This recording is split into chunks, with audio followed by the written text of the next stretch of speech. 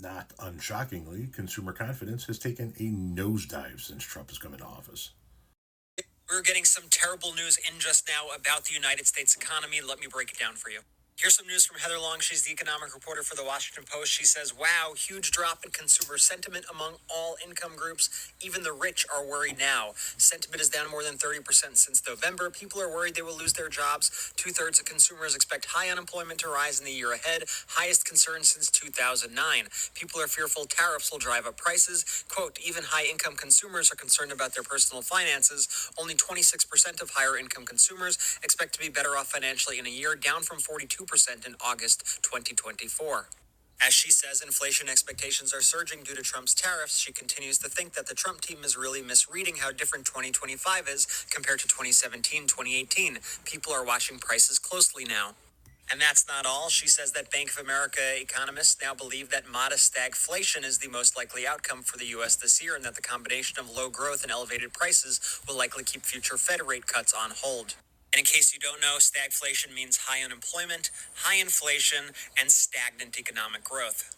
And there's more inflation progress stalled in February. PCE inflation rose 0.3% in February and 2.5% over the past 12 months. That's the same as January. Core PCE, which excludes food and energy, rose 0.4% in February and 2.8% in the past 12 months. That's a tad hotter than expected.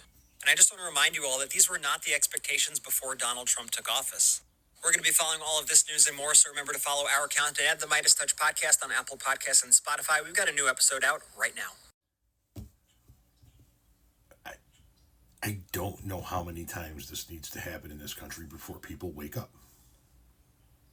It has been happening my entire life. I will break it down again.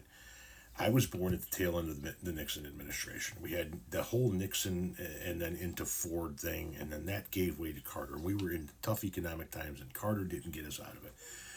And on a populist movement and on tough economic times, and with the backing for the first time in American history of the religious right, Ronald Reagan rides a wave into office. Cuts taxes more than any president has ever cut taxes. Inflation goes through the roof. Our debt and deficit fucking swell. And the result is Ronald Reagan cuts taxes 14 more times in the next 7 years in various places, trying to right the ship but can't do it. We had 4 years of Poppy Bush, which was an extension of Reagan, and then enter Bill Clinton. Bill Clinton, a Democratic president, works with a Republican Congress. They balance the budget, and for the first time in a long time, we had not only a balanced budget but a surplus. The last 6 years of Clinton's 8 years in office, we ran a surplus, not a deficit. We created 22 million more American jobs, and we were all riding high. Enter Bush, W. Bush.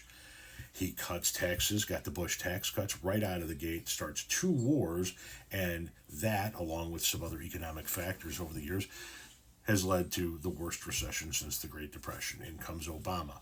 He brings us back from the worst recession since the Great Depression, saves the auto industry, cuts government spending by 2/3, doubles the stock market, cuts unemployment in half, and oversees the longest streak of private sector job growth in American history. In comes Trump. He gets the 2017 Trump tax cuts, and in the first 3 years of his administration pre-COVID, he oversees the creation of 1.4 million fewer jobs than Obama did in his last 3 years. We plateau the economy, then we ignore a pandemic, and we watch the economy fly off a fucking cliff. In comes Biden. Biden corrects that, gets us back to pre-pandemic employment levels, surpasses that by over 3 million jobs.